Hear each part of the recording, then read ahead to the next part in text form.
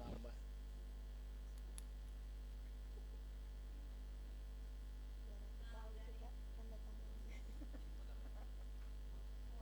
Ada yang L, ada yang P.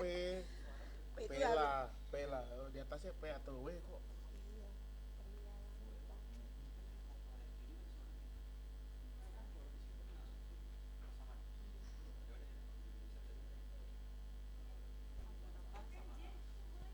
Oke, Ya, kita mulai aja. udah ya? Boleh ya? Selamat petang Bapak Ibu. Evening. Evening, petang. Petang. Katanya kalau selamat malam itu kalau udah mau tidur, good night katanya. Katanya kalau petang itu ya beginilah dalam acara-acara gitu. Setelah matahari terbenam, katanya begitu. Em, Selamat petang Bapak Ibu yang sudah hadir di lantai 3 dan juga yang di lantai Zoom. Gimana kegiatan hari ini? Apakah ada yang luar biasa hari ini terjadi? Luar biasa tuh bukan berarti harus spektakuler. Luar biasa tuh ya pokoknya di luar kebiasaan gitu. Misalkan kalau biasanya di rumah makan nasi, tadi siang jajan bakmi gitu. Apa mungkin Kostira hari ini jajan bakmi yang kemana? Hari ini nggak makan bakmi. Ada yang di luar kebiasaan terjadi pada hari ini Bapak Ibu? Apa Pak? Mestinya hujan tapi nggak hujan. Biasanya biasanya hujan tapi nggak hujan. Iya, kemarin juga nggak hujan tuh Pak.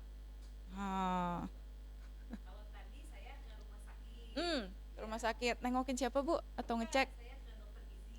Ke dokter gizi. Oke.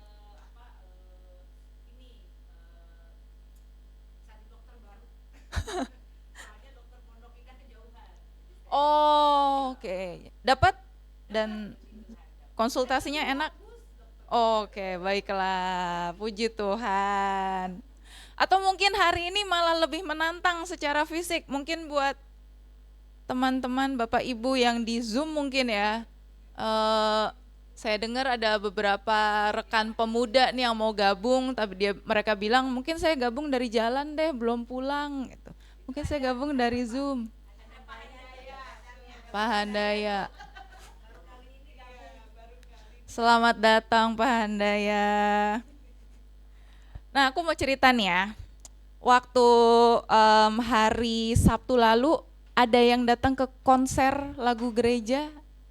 Datang ya, beberapa datang ya. Nah, bagus, bagus, keren. Ada seorang teman pemuda tanya sama saya gara-gara kita dengar banyak lagu. Terus dia tanya, apa lagu favorit saya kalau dari Kidung Jemaat, Kidung Keesaan gitu, apa lagu favorit saya?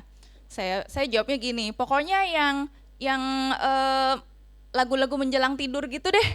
Lagu ya biasanya memang mellow karena lagu menjelang tidur, lagu tentang malam hari deh. Aku jawabnya begitu. Terus dia bilang, judulnya apa? Apa ya? Kok saya juga lupa gitu ya. Terus sampai rumah saya cari-cari. Apa ya lagu yang sebenarnya tuh saya maksud gitu, dan ternyata emang nggak ketemu. Ada sih lagu kayak Di Heningnya Malam Ini, ya itu saya juga suka. Nah, si anak pemuda itu bilang gitu, apa sih Malam Kudus kata dia. Bukan Malam Kudus, saya bilang. Iya, udah malam beneran malah itu ya. Itu saya juga suka sih Pak. Tapi ketika saya bilang lagu menjelang malam tuh maksudnya yang suasana menjelang tidur gitu. Feedback. Ya, paling itu ya. Aku juga ingatnya itu. Tapi setelah saya cari-cari lagi dan ternyata nggak menemukan banyak, saya mikir, oh, dan akhirnya terjawab gitu. Oh, maksud saya tuh bukan secara literally, secara harafiah malam, tapi tuh saya suka lagu-lagu yang temanya tuh curhat gitu ke Tuhan. Memohon sesuatu atau mengadukan sesuatu gitu, dan mungkin secara alam bawah sadar saya tuh mengkonotasikan curhat itu malam hari gitu. Karena mungkin kalau berdoa yang agak panjang itu saya biasanya malam gitu. Nah, secara nah salah satu lagu yang saya rasa ada keterkaitannya dengan curhat kepada Tuhan, menumpahkan isi hati atau rasa lelah kita setelah seharian beraktivitas, itu salah satunya lagu dari NKB 216 dan sekarang dimuat juga di Kidung Keesaan nomor 680. Nah ini kalau Bapak Ibu pernah lihat buku Kidung Keesaan itu lebih tebal dari Alkitab. Ini aja lagu nomor 680 dan ini belum lagu terakhir, masih ada lagu-lagu lainnya. Iya, tebal banget buku Kidung Keesaan tuh. Judulnya Tuhan Engkaulah Hadir. Di dalam liriknya kita akan mengerti bahwa Tuhan itu hadir dalam segala keberadaan kita. Di bait 1, Tuhan hadir dalam hal yang sesederhana kita bernafas atau denyut jantung kita berdetak gitu. Itu Tuhan hadir. Lalu di bait 2 lebih besar lagi skopnya. Tuhan juga hadir dalam usaha atau kelelahan kita, dalam pekerjaan kita, dalam cara kita bertahan hidup. Lalu di bait 3 makin besar lagi skalanya. Tuhan hadir dalam usaha manusia mewujudkan damai sejahtera di dunia. Nah itu kalau dari segi lirik. Kalau dari segi musik, kalau kita baca di buku nyanyian, kan di bagian bawahnya ada ya nama pencipta, kemudian musiknya. Nah ini memang ditulis terinspirasi dari musik Bolivia. Bolivia ada di mana Bapak Ibu mungkin ada yang tahu? Amerika Selatan. Dan dulunya itu didiami oleh suku Inka. Salah satu suku yang tinggal di sana adalah suku Inka. Jadi ternyata pencipta lagu ini menggunakan ritme dari musik-musik suku Inka dalam membuat lagu ini. Dan kemudian kalau kita biasa nyanyikan di kebaktian, biasanya ini rada cepat. Tapi saya menemukan satu versi bikinannya YKB ada di YouTube itu yang lebih lambat. Bukan, Tuhan Engkau, nanti kita dengar deh, ntar kita nyanyi bareng-bareng. Oke, kita nyanyikan dengan diiringi oleh musiknya YKB.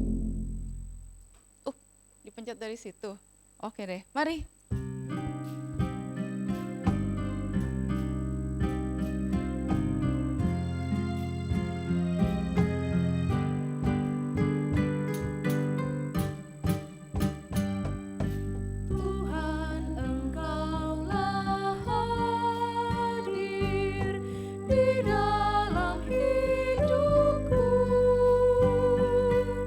Sama dengan udara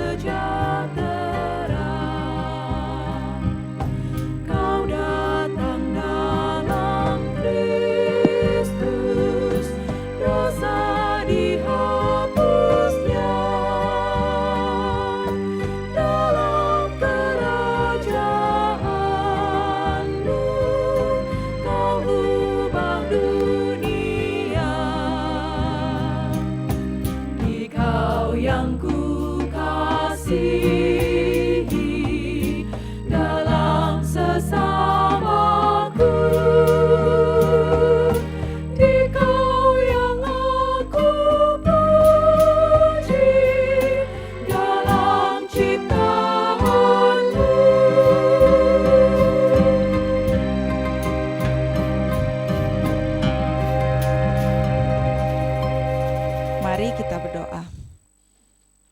Bapa yang hadir dalam segala detail kehidupan kami, syukur kami naikkan padamu atas kekuatan yang Engkau limpahkan hari ini, sehingga kami bisa menyelesaikan tugas-tugas kami dan berkumpul bersatu tujuan untuk mengenalmu lebih dalam lagi.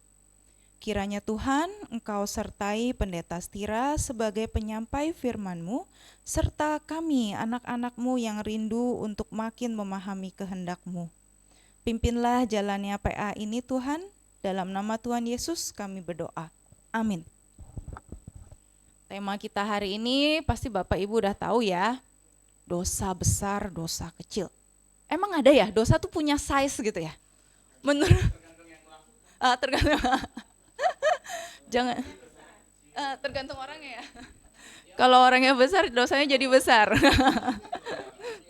Itu mungkin pendosa ya, pendosa besar dan pendosa kecil gitu ya. Lalu misalkan nih, kalau memang ada dosa besar dan dosa kecil, lalu kalau kita melakukan dosa kecil, terus dosa kecil gitu, apakah nanti lama-lama menjadi dosa besar? Enggak.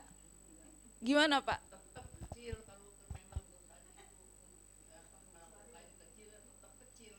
Berarti dosa punya size. Pertama. Oh, enggak juga. SML. Oh, kalau membunuh orang itu dosa besar. Contoh dosa kecil apa, Pak? Apa, Pak? Tidak menuruti pemerintah. Perintah, tidak menuruti perintah itu termasuk dosa kecil. Kayak ngelanggar lampu lalu lintas gitu Pak, melanggar perintah. Bukan. Misalkan dosa itu kelakuan kita. Iya, bakal panjang kayaknya ya. Ya udah, nanti kita pasti nanti Kosira yang bakal meluruskan semuanya lah ya.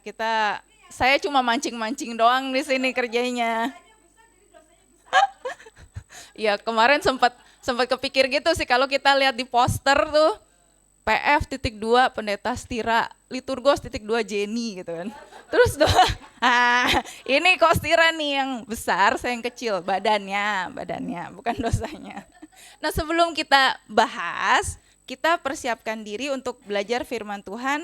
Dan dengan menyanyikan satu lagu, ini aslinya bahasa Inggris, judulnya Speak O Lord, diterjemahkan menjadi Berfirmanlah Tuhan. Mungkin belum sering kita dengar atau belum pernah kita dengar. Sebenarnya lagu ini nggak terlalu ribet dan terdiri dari 3 bait, jadi notnya bakal berulang 3 kali seperti itu. Penciptanya adalah orang yang sama dengan yang membuat lagu tema Paskah kita beberapa tahun lalu yang Tuhanlah keselamatanku. Nah itu kalau masih ingat-ingat dikit, nah penciptanya sama, jadi vibe-nya lagu ini ada mirip-miripnya. Yuk kita nyanyikan sebagai persiapan kita.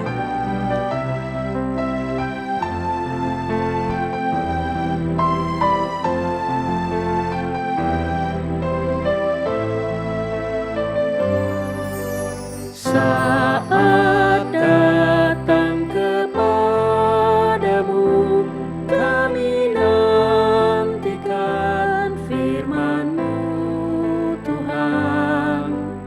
Tanamkan kebenaran-Mu, bentuklah seturut kehendak-Mu. Terang Kristus kami pancarkan dalam kata, karya serta iman. Firman-Mu kami nantikan, kehendak Tuhan kami muliakan. Ajar kami rendah hati, taat yang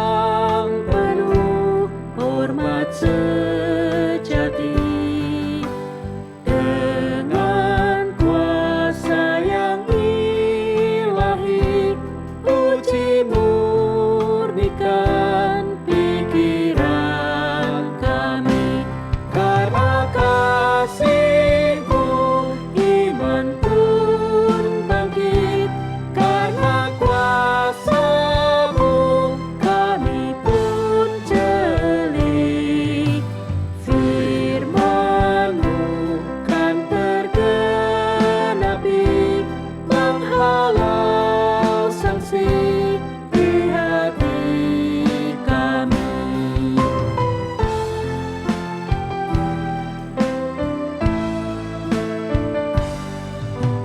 Baharui budi kami, mampukan kami ikut jalan-Mu. Kebenaran tak pernah usang, akan bergema sepanjang zaman. Kami berpegang pada janji-Mu, di dalam iman kami pun maju. Firman-Mu bangun gereja-Mu hingga dunia ruh muliaan-Mu.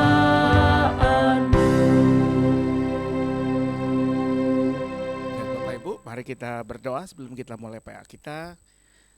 Kami percaya firman-Mu yang akan terus membimbing kami ya Tuhan dalam ziarah kami di dunia ini, baik sebagai pribadi, sebagai keluarga, tapi juga terutama sebagai gereja, persekutuan orang-orang yang percaya dan mempercayakan diri kepada Tuhan Yesus Kristus. Karena itu kalau sekali lagi kami mau belajar dari firman Tuhan, maka biar apa yang akan kami bersama pelajari ini pada akhirnya memuliakan nama Tuhan saja. Kami mohon hanya dalam satu nama, Yesus Kristus, Tuhan kami. Amin. Baik, Bapak Ibu, baik yang ada di ruangan ya maupun yang ada di ruang Zoom, kita akan bersama ber-PA pemahaman Alkitab.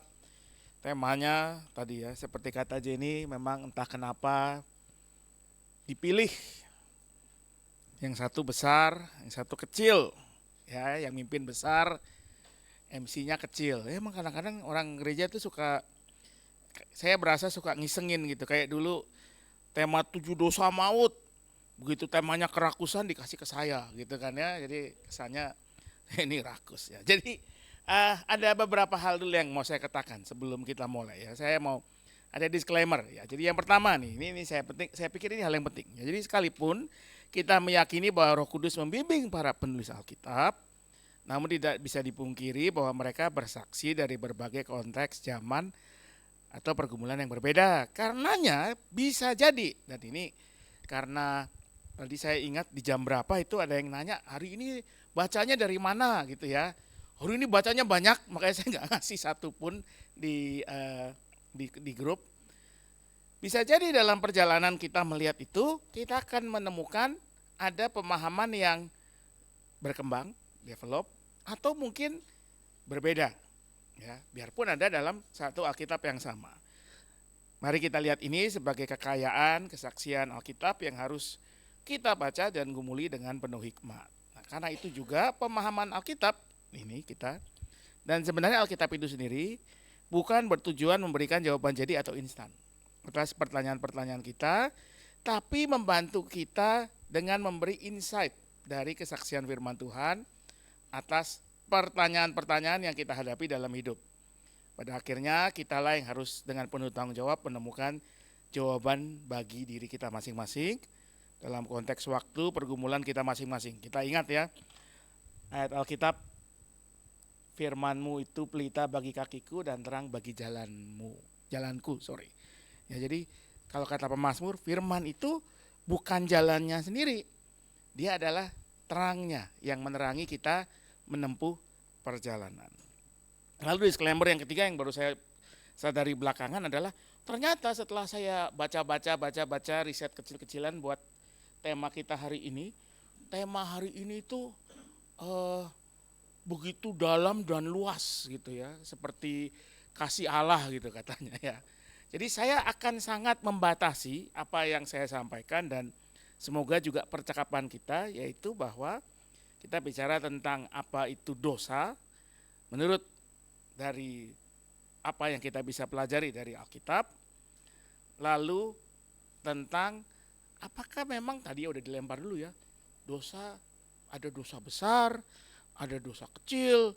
Ya, kalau dosa kecil seperti kata apa guru kita di sekolah dasar kalau ngajarin, oh bukan guru, sorry, ada ragu anak-anak dulu apa, di sedikit-sedikit lama-lama jadi bukit gitu ya. Apakah begitu gitu ya? Nanti kita akan lihat berdasarkan apa yang kita bisa temukan dari Alkitab. Kenapa saya katakan begitu? Karena dalam bagaimana dalam persiapan saya, sebetulnya tema ini bisa ditarik agak lebih lebar lagi, yaitu bagaimana gereja dari masa ke masa memahami tentang hal ini. Tapi saya agak batasi karena jadinya panjang. Ya, kita mesti ngomong tradisi gereja 2000 tahun lebih, paling enggak beberapa kelompok besar itu jadi pekerjaan tersendiri ya. Loh, tadi aja katanya sebelum mulai udah diskusi panjang, lebar dan dalam, apalagi kalau ditambahi itu. Ya.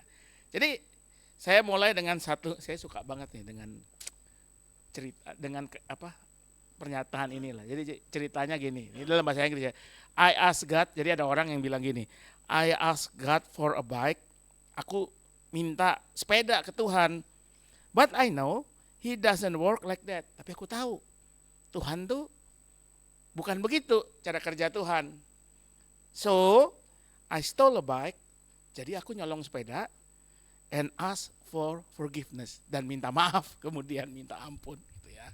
Jadi ini tentu joke ya, bahwa daripada minta Tuhan mengirim sepeda dari langit, mending kita nyolong terus minta maaf ya. Tentu sekali lagi ini joke, jangan ditiru ya. Ini ya gitulah ya, jokes tentang apalah ya. Kalau kita kan di Indonesia ini ada ungkapannya, lebih baik minta maaf daripada minta izin. Nah, saya sudah pernah mempraktekannya ya. Saya telat bangun daripada minta izin, saya ya udahlah ntar aja gue minta maaf siangan itu ya. Jangan ditiru ya, dosa kecil. Nah, itu dosa kecil. Nanti saya bisa tunjukkan menurut kesaksian Alkitab itu apa ya. Oke, jadi kalau ditanya apa itu dosa, pasti kita yang pertama kepikiran, saya yakin kalau ditanya apa itu dosa, yang terpikirkan pertama adalah apa? Mencuri, membunuh, merampok, memperkosa, menipu, apalagi rakus ya.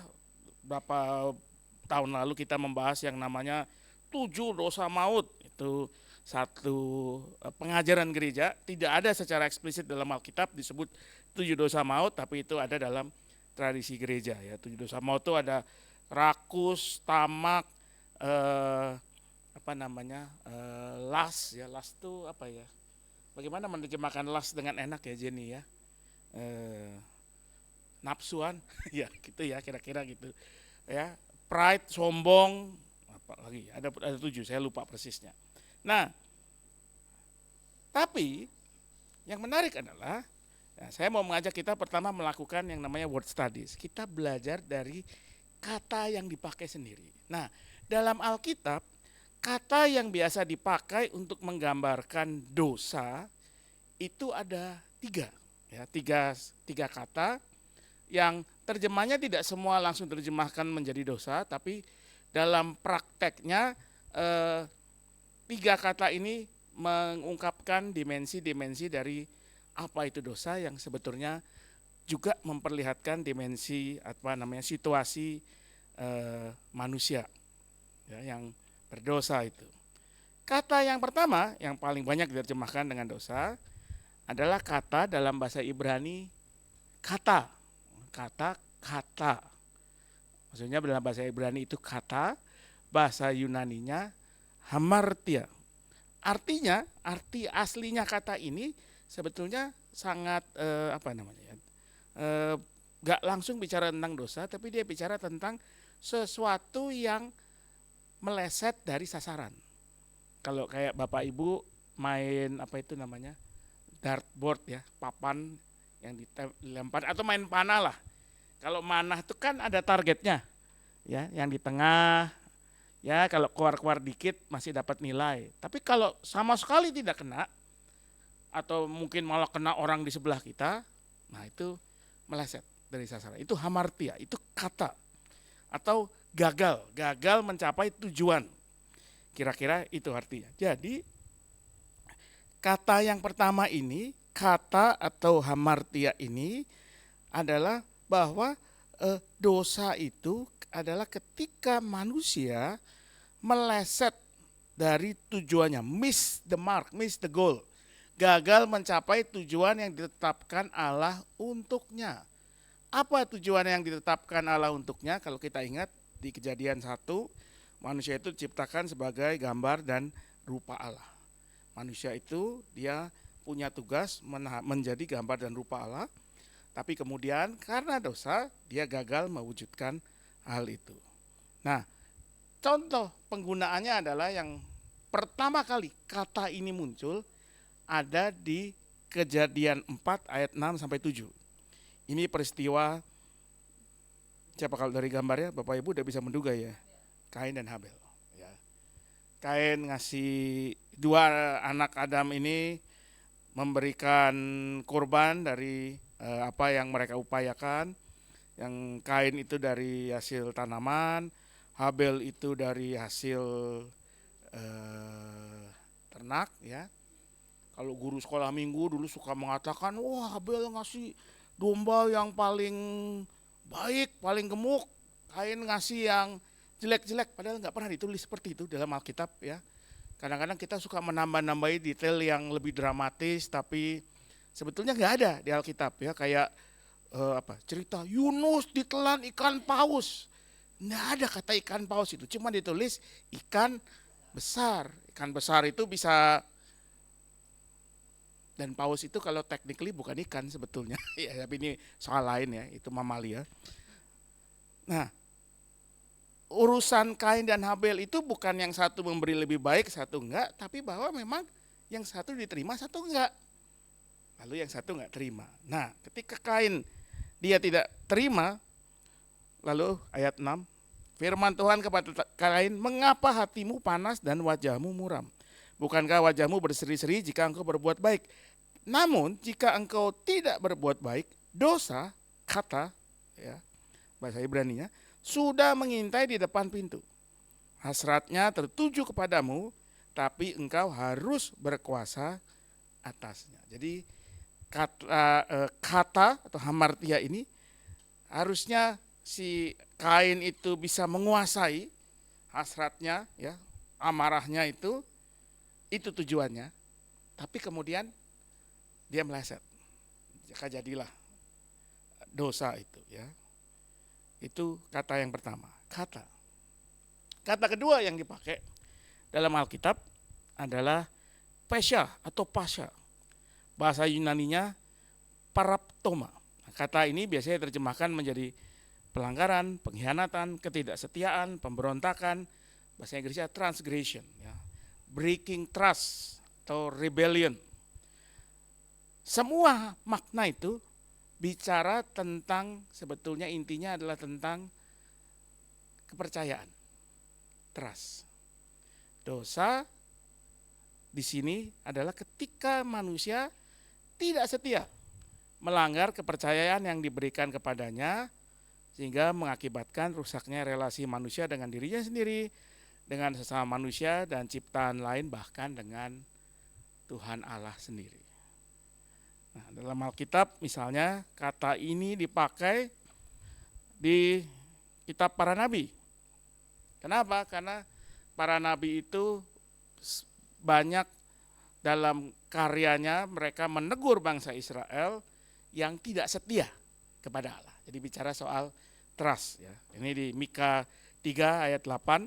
Tapi aku penuh dengan kekuatan, dengan roh Tuhan, dengan keadilan dan keperkasaan untuk menyatakan kepada Yakub pelanggarannya. Pesha artinya pelanggaran itu dia Yakub itu maksudnya bangsa Israel. Dia tidak setia kepada Allah. Ya. Jadi bicara tentang trust. Kata yang ketiga adalah yang namanya afon. bahasa Ibraninya, bahasa Yunaninya anomia. Arti kata ini adalah bengkok, bend, crook. Sesuatu yang mestinya lurus tapi terus dia bengkok. Apa ya misalnya ya? Orang yang mestinya badannya posturnya lurus tapi karena ya bisa macam-macam ya, usia, cedera, dia jadi bungkuk.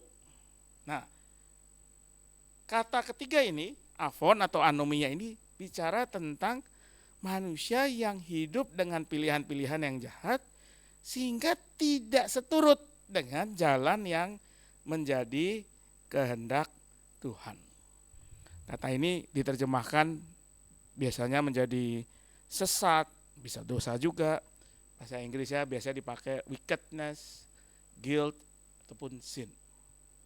Nah, yang menarik, tiga kata ini ya, kata atau hamartia, lalu pesha atau apa tadi pesha, saya lupa bahasa Inggris, paraptoma ya, afon atau anomia, semua bukan semata-mata bicara tentang hukum atau aturan. Kan biasanya kalau kita ngomong dosa itu kan yang kita bayangkan kan, oh melanggar hukum, melanggar aturan.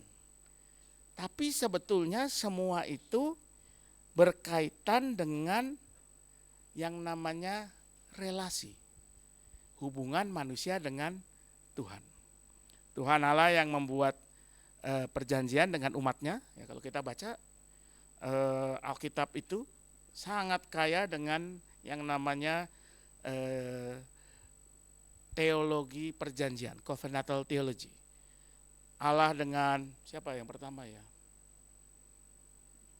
Sebelumnya ada Nuh, Allah dengan Nuh, Allah dengan Abraham, terus ya nanti dengan siapa itu Musa, dengan Yosua dan seterusnya.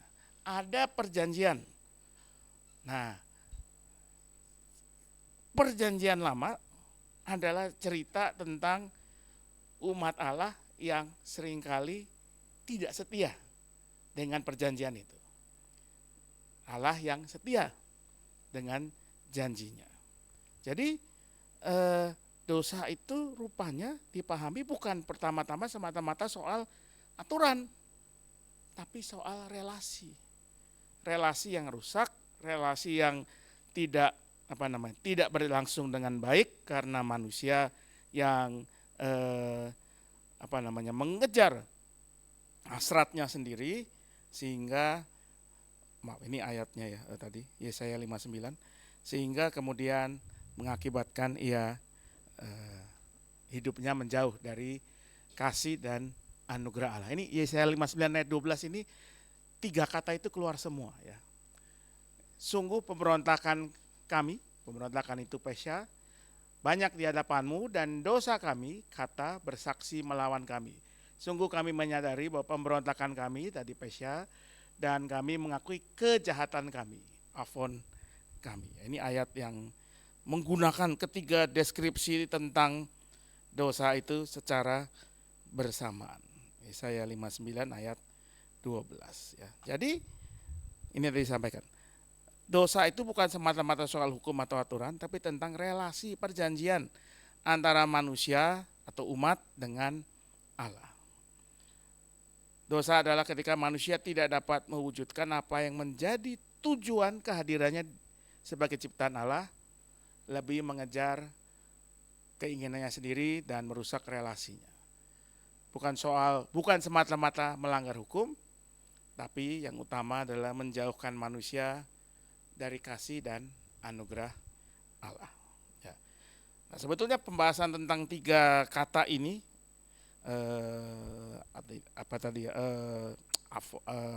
kata afon, pesha ini ya, harusnya dilengkapi dengan penjelasan tentang bagaimana Kristus hadir. Ya, tapi tadi kan saya batasin hari ini ya. Lain kali kita bisa ngobrol lagi soal itu. Nah, sekarang kita masuk ke tema kita. Dosa besar, dosa kecil. Nah, saya mau mengusulkan ada dua cara kita memahami dosa besar dan dosa kecil ini. Yang pertama adalah kita coba lihat bahwa ada yang namanya dosa, saya pakai huruf kapital semua, dan dosa-dosa. Atau pakai kalau bahasa Inggris itu sin, capital S, huruf S-nya besar, lalu ada sins, kecil-kecil. Apa maksudnya? Nah, saya berangkat dari apa yang dipahami oleh Rasul Paulus. Jadi ini pendekatannya sebetulnya agak dogmatis sedikit. Sebagai gereja Protestan, pemahaman kita sangat kuat dipengaruhi oleh apa yang disampaikan atau banyak dibahas oleh Rasul Paulus, surat Roma misalnya. Ya. Nah, Rasul Paulus ketika dia bicara tentang dosa di Roma, maka dia tidak bisa dilepaskan atau tidak bisa lepas dari pemahaman yang ada di Perjanjian Lama, bahwa manusia itu jatuh dalam dosa. Maka buat Rasul Paulus, yang namanya dosa pertama dan utama adalah kondisi manusia yang menolak Tuhan sebagai Allah mereka dan memuliakan namanya sekalipun mereka tahu dan mengenalnya. Kan itu kan yang cerita Kejadian 2 kan, manusia yang di taman itu, lalu Tuhan memberi ketetapan semua pohon boleh kamu makan kecuali yang itu. Lalu digoda oleh, yang menggoda siapa? Iblis? Enggak, teksnya bilangnya ular. Ya, orang lalu mau ngadu iblis gitu ya. Ular. Ya. Kalau kamu makan, kamu akan apa? Godaannya apa? Bukan mati. Yang digodanya apa? Seperti Allah. Ya. Gitu kan. Kalau yang mati kan waktu kalau kamu makan pasti kamu mati. Itu kata Tuhan Allah kan begitu. Jadi menurut Rasul Paulus, dosa itu pertama dan utama adalah kondisi manusia yang menolak Tuhan sebagai Allah mereka. Karena dia ingin menjadi seperti Allah juga dan memuliakan namanya, sekalipun mereka tahu dan mengenalnya. Itu kan gambaran manusia pertama di Taman Eden itu kan, punya pengenalan yang sangat dekat dengan Tuhan. Digambarkan sangat begitu dekatnya ya. Dia telanjang tapi tidak merasa malu. Itu artinya dia bisa jadi dirinya sendiri apa adanya, terbuka. Ya. Dia Tuhan mengenalnya apa adanya, sebagaimana dia ada. Nah, itu kalau menurut Rasul Paulus itu dosa yang pertama dan utama. Saya tadi meletakkan ayat ini, mestinya ini ya. Ayatnya ini, Roma 1 ayat 21. Sebab sekalipun mereka mengenal Allah, mereka tidak memuliakan Dia sebagai Allah atau mengucap syukur kepadanya. Ini nih yang paling berat. Nah, dari sinilah kemudian muncul hal-hal yang biasa kita sebut sebagai dosa itu. Curi, membunuh, menipu, menghakimi dan sebagainya. Jadi manusia yang menolak Tuhan sebagai Allah itu, menolak memuliakan namanya, sekalipun mereka tahu dan mengenalnya, itulah kondisi dosa. Dan itu yang mungkin kalau kita mau ya gambarkan dosa tadi ya, yang gede semua, kapital semua.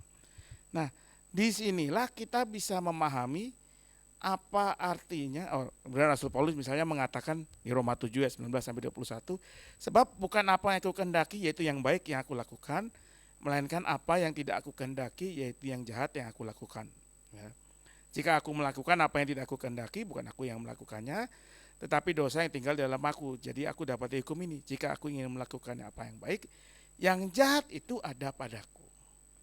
Jadi dalam pemahaman Rasul Paulus, dosa itu pertama-tama dan utama bukan perbuatan, tapi situasi, kondisi. Kondisi di mana manusia itu dibelenggu, manusia itu terbelenggu oleh kuasa dosa, sehingga apapun yang dia mau lakukan tidak akan menghasilkan apa yang baik pada akhirnya.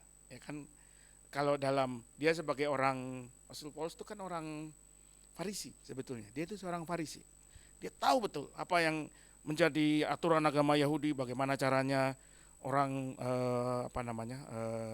kalau berdosa apa yang harus dilakukan. Tapi buat dia semua itu nggak bisa mewujudkan apa yang benar-benar membebaskan.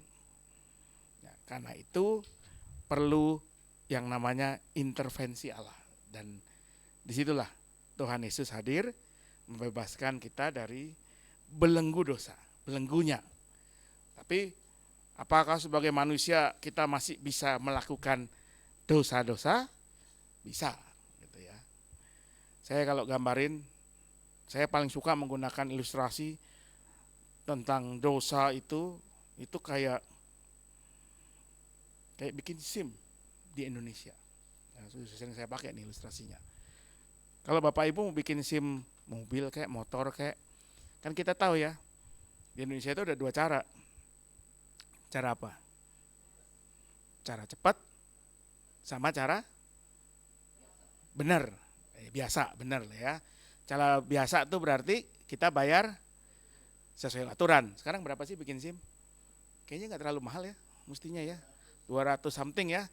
Oh, tapi kan kita mesti ngikut semua ya. Ya, nanti ikut tes segala macam. Nah, makanya pakai cara cepat. Ya, bisa sekian juta. Wah, itu tergantung jago-jagoannya si, bahasa halusnya, biro jasanya ya. Oh, SIM itu Bapak benar apa? Ya udah, itulah udah jawabannya itulah ya, gitu ya. Saya juga dulu waktu bikin SIM usia 17, saya ikut kursus mobil, lalu tempat kursus saya ngurus. Itu cara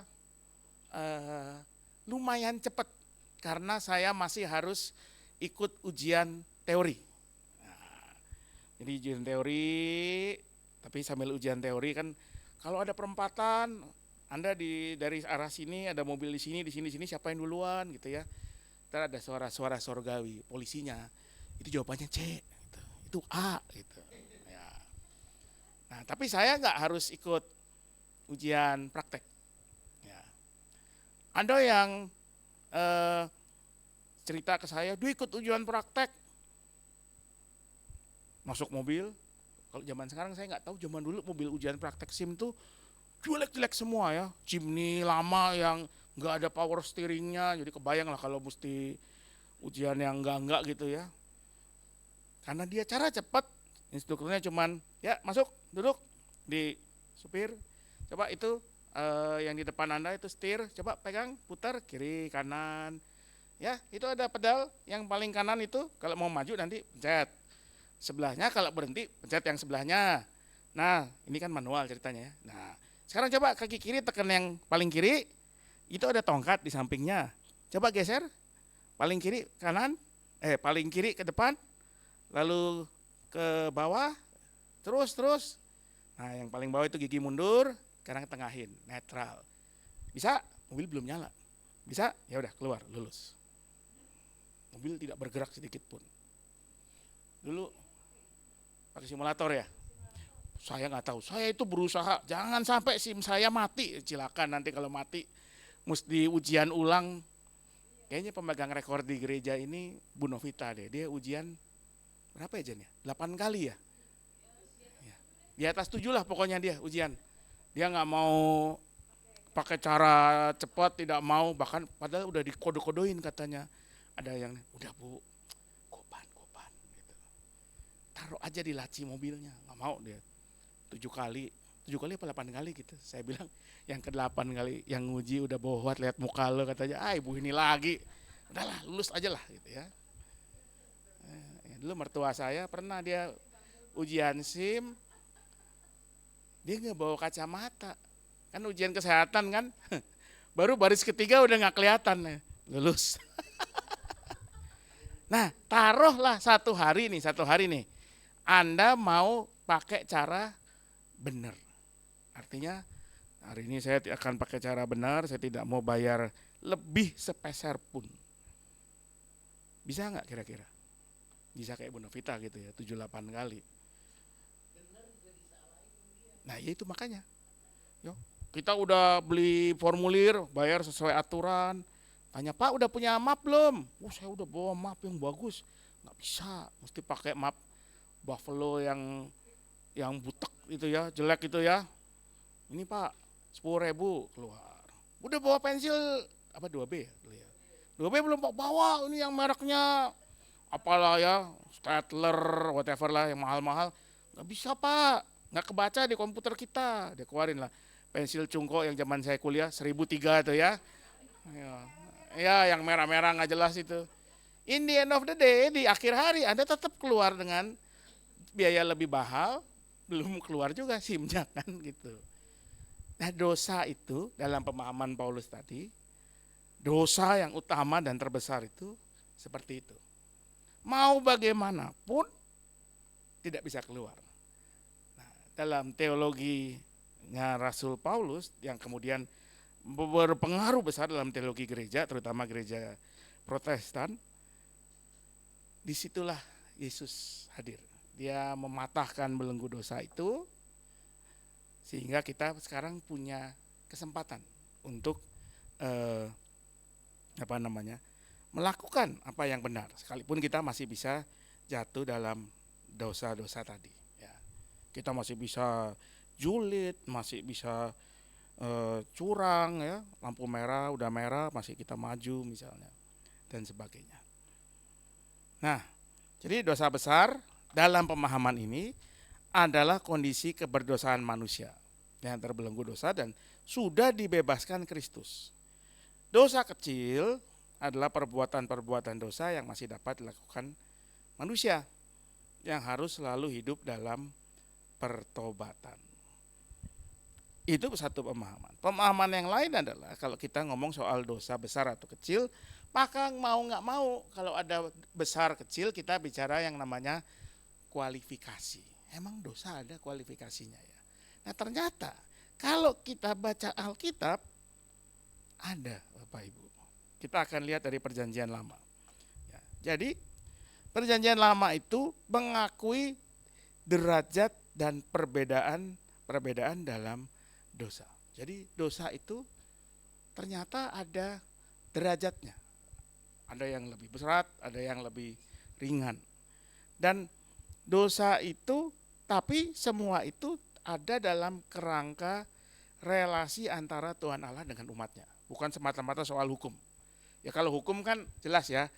Kalau di hukum itu ada apa? Kejahatan apa istilahnya? Tipiring, tindak pidana ringan. Ya. Lalu ada yang berat. Sejujurnya saya nggak tahu sih kalau yang berat. Saya cuma tahunya tipiring doang ya. Kayak nyopet ya, itu tipiring gitu ya. Kalau gadinginnya yang pelayanan ke panti lagi, ke ya lembaga pemasyarakatan Bulak Kapal Bekasi, itu petty crime lah itu. Paling maksimum 15 tahun di situ hukumannya. Karena mereka paling kejahatan dengan perampasan dengan kekerasan, narkoba, KDRT gitu ya. Nggak ada yang namanya teroris di situ, nggak ada. Ini cere-cere lah gitulah ya. Tapi kalau yang di mana misalnya penjara kelas berat, Nusa Kambangan, nah itu tuh apa? Oh di Guntur mah PM itu lain lagi, itu sebetulnya bukan nggak boleh itu buat penjara. Itu kalau ini polisi yang tahanan ya belum diproses. Nusa Kambangan itu yang namanya extraordinary crime. Di Indonesia itu setahu saya yang namanya kejahatan luar biasa itu terorisme, narkoba, apalagi ya. Pembunuhan tergantung. Pembunuhan itu ada levelnya kalau nggak salah ya. Kalau saya suka nonton film Amerika itu, pembunuhan itu ada yang namanya homicide ya, pembunuhan. Ada yang namanya manslaughter. Manslaughter tuh nggak sengaja. Jadi kayak orang kecelakaan gitu ya. Dia bisa dipersalahkan tapi hukumannya tidak seberat dengan orang yang memang gue benci nih sama Bu Natali nih ya. Lihat dari jauh udah diincar gitu ya, dikejar sampai dilindas gitu. Beda ya. Itu nanti kita akan lihat. Ini ada nih. Hal-hal begitu ada di sini. Dosa adalah segala hal yang merusak relasi perjanjian tadi ya antara Allah dengan umatnya. bisa dibedakan dalam 3 kategori. Sebenarnya ada 4 sih, saya agak salah tapi 3 yang utama. Yang pertama, Perjanjian Lama itu membedakan antara dosa yang disengaja, intentional, dan tidak disengaja. Ini pembedaan ini dalam bahasa Ibrani namanya bijigaga gitu ya. Misalnya di Imamat 4 ayat 5 membedakan dosa yang tidak disengaja itu terjadi karena kelalaian. Dia melakukan apa yang dilarang. Apa ya? Saya coba kita cek Imamat 4, Imamat 5 panjang juga ya. Jadi pokoknya ini bukan orang yang memang niatnya memang melakukan sesuatu yang jahat gitu ya. Dia memang ya lalai. Lalai itu apa ya? Lupa gitu. Misalnya kita apa? Khilaf. Tapi di negara kita khilaf bisa ratusan triliun. Ya, khilafnya gede banget di negara kita ini ya. Khilafnya triliunan ya. Misalnya Anda, sekarang udah nggak bisa ya, zaman dulu bisa nggak ya? Pintu tol, main jalan aja, lupa bayar gitu ya, itu bisa. Saya pernah, sekarang udah nggak bisa ya, ketutup kan sekarang, ya nggak bisa ya. Saya pernah tahun berapa gitu ya, saya ke Hong Kong naik taksi ke Bondoro, taksinya main maju aja, diteriakin pakai megafon, pakai bahasa Cantonese gitu, cet dia berhenti ya udahlah. Bayarnya masih pakai cash, masih pakai koin tolnya. Nah, itu dosa-dosa yang kelalaian ya, misalnya di berapa tuh? 2728. Ya, Imamat 4 ayat 27. Jika yang berbuat dosa dengan tidak sengaja itu, ya ini disebut nih ya. Jadi ada dosa-dosa yang tidak sengaja dilakukan. Maka bagaimana mengatasinya? Itu dibayar dengan memberikan korban. Ini kayak denda lah gitu ya. Korban kalau banding-bandingin kayak apa ya? Saya nggak tahu ya. Kalau orang Katolik itu kan gitu ya. Kalau dia mengaku dosa ke pastor, ntar doa Bapa kami 1000 kali gitu misalnya. Mungkin ya nggak tahu lah. Sama atau nggak? Saya nggak mendalami itu. Tapi ada dosa yang memang intentional, dengan sengaja, dengan penuh niat dilakukan. Misalnya menistakan nama Tuhan, memberontak secara terang-terangan terhadap otoritas Tuhan. Nah, yang seperti ini konsekuensinya yang bersangkutan bisa dibuang, diasingkan, ya, exile. Kalau bahasa gerejawinya diekskomunikasi. Ya, itu dulu sering terjadi di abad-abad pertengahan. Yang kedua, ada dosa yang mendatangkan hukuman, bisa sampai hukuman mati, tapi ada dosa yang justru membutuhkan pemulihan. Hukuman itu bisa fisik, misalnya dirajam. Kalau kita baca Perjanjian Lama ya, itu ada banyak penjelasannya. Tapi ada yang dipulihkan dengan salah satu ritusnya memberikan korban, atau nanti kita lihat di yang nomor 3 ya, ada cara pemulihannya lagi yang lain. Jadi perbedaan ini menunjukkan adanya hierarki moral. Tidak semua pelanggaran itu setara di hadapan Allah dan komunitas. Ada yang serius, ada yang berat, sampai orangnya harus misalnya dihukum mati ya, di zaman Perjanjian Lama, zaman bangsa Israel. Tapi ada yang justru lewat ritus ya, dia dipulihkan. Nah, ini kaitan dengan yang ketiga sebetulnya. Kok nggak ada? Lah, alah. Mohon maaf, ada slide yang hilang. Yang ketiga adalah dosa yang sifatnya berkaitan dengan dibedakan antara dosa ritual dengan dosa moral. Ritual itu adalah ketika seseorang dia tidak bisa menjaga ketahirannya. Kalau bahasa dalam Alkitab kita itu tahir lawannya, ada yang tahu? Bukan Pak, haram halal. Bapak haram mulu nih. Tahir itu lawannya? No, tahir itu suci. Lawannya? No, ada istilahnya najis. Kita mungkin sering tuh ya kalau dulu, najis gue lihat muka lo gitu ya, tanpa sadar apa artinya. Ya, tahir najis itu adalah kualifikasi bersih secara ritus, secara kita sebagai orang Kristen agak kurang hayati ini nih. Tapi kalau teman kita Muslim misalnya, kalau mereka mau beribadah kan apa? Ya, membersihkan kan ya, bersihin. Kalau udah nyuci kan nggak boleh bersentuhan atau kotor. Saya nggak ngerti sih sebetulnya, tapi yang saya tangkap tuh mereka nggak boleh sampai kotor. Kalau sampai ternyata jadi apa misalnya ya, ya pokoknya jadi dianggap kurang bersih ya, dia akan bersihkan badan lagi gitu ya, bagian-bagian tertentunya itu. Itu tuh tahir, lawannya najis. Nah, orang yang najis misalnya kalau dalam perjanjian lama di kitab Taurat itu misalnya orang yang memegang mayat, sakit kusta karena kondisinya kan, ya itu betul juga, itu najis. Kalau dia sembuh dia tahir. Ya.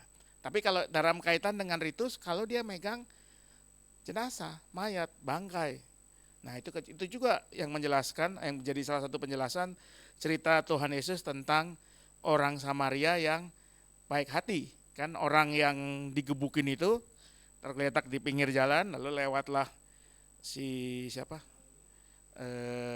Pertama disebutnya siapa? Imam, yang kedua orang Lewi. Ini dua orang yang pekerjaannya melayani ibadah. Mereka kalau sampai memegang itu orang dan dia sudah mati, maka mereka akan najis selama 7 hari. Setengah mati kan disebutnya. Belum tahu, nggak tahu lah kita. Tapi ada yang menduga kemungkinannya kenapa dilewatin, bukan semata-mata karena mereka jahat, tapi waduh nih kalau mati gue nggak boleh kerja 7 hari gitu kan. Ya boleh aja gitu ya, tapi salah satu penjelasan yang ditawarkan itu karena dua orang yang lewat itu adalah orang-orang yang punya pekerjaan terkait dengan kondisi yang tahir dan najis itu gitu kan ya.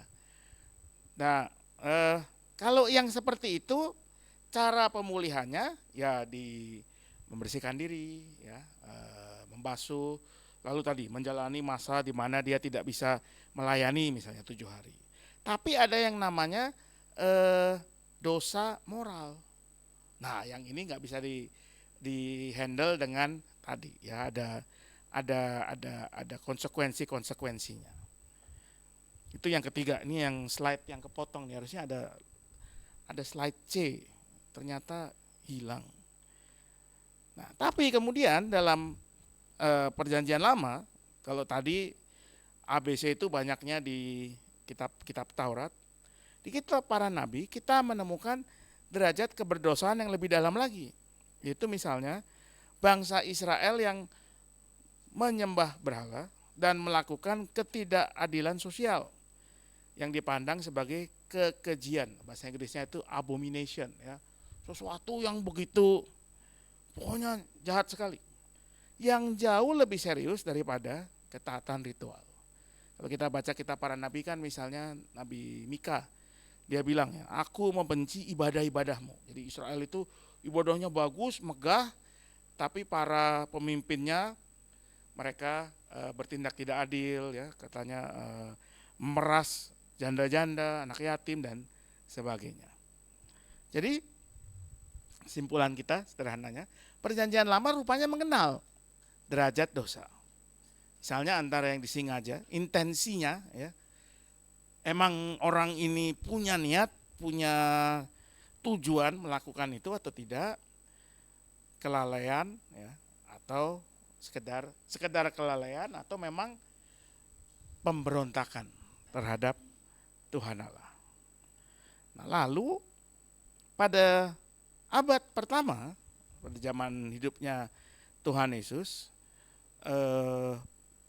cara orang Israel atau orang Yahudi, udah bukan Israel lagi. Ya kalau Israel itu kan merujuk pada 12 suku itu, tapi zaman Yesus itu sudah hilang.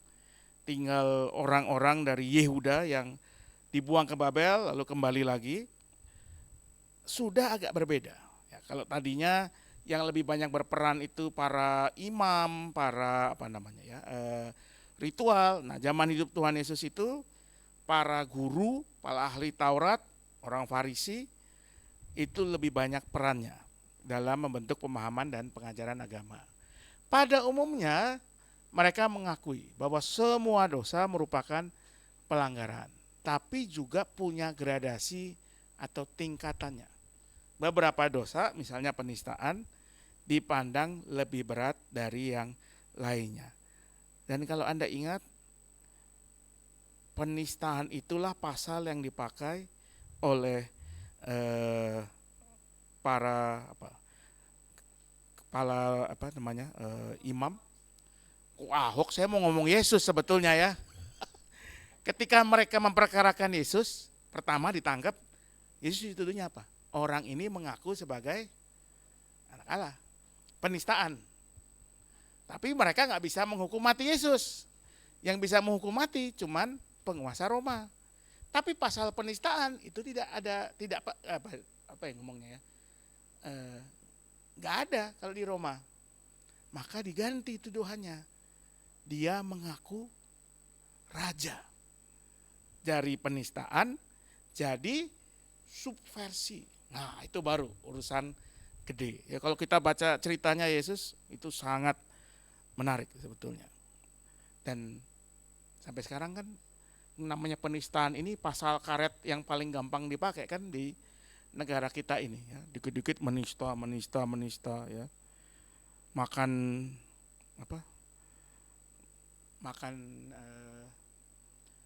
bakso pakai kerupuk babi menista. Memang negara aneh-aneh ini. Nah, Yesus, bagaimana dengan Tuhan Yesus? Tuhan Yesus dia besar dalam tradisi agama Yahudi ya. Juga dampaknya memandang bahwa tidak semua dosa sama bobotnya. Tapi ada penekanan yang berbeda dalam pengajaran Yesus. Yesus itu nampaknya nggak terlalu peduli dengan hal-hal yang sifatnya ritual. Misalnya waktu orang Farisi atau ahli Taurat, saya lupa, komplain, murid-muridmu itu makan tanpa cuci tangan. Itu kan ritual ya. Justru dia dia bilang, saya lupa tuh waktu itu konteksnya bagaimana. Yesus tampaknya nggak terlalu peduli dengan yang ritual. Bukan dia tidak peduli, tapi tidak terlalu menekankan hal itu. Dia lebih peduli pada relasi manusia dengan Tuhan, relasi manusia dengan sesamanya. Ada beberapa bagian dalam Alkitab di mana kita bisa menemukan nampaknya Yesus dia juga memandang dosa itu memang ada bobotnya. Yohanes 19, Yesus di hadapan Pontius Pilatus. Ya. Yesus menjawab, engkau tidak mempunyai kuasa apapun terhadap aku, jikalau kuasa itu tidak diberikan kepadamu dari atas. Sebab itu, dia yang menyerahkan aku kepadamu lebih besar dosanya. Siapa yang nyerahin Yesus ke Pilatus? Ada dua kemungkinannya, Yudas, satu lagi Kayafas, imam besar kan? Kan Yesus kan dibawa ke imam besar dulu sebelum dikirim ke Pilatus. Kenapa mereka lebih besar dosanya?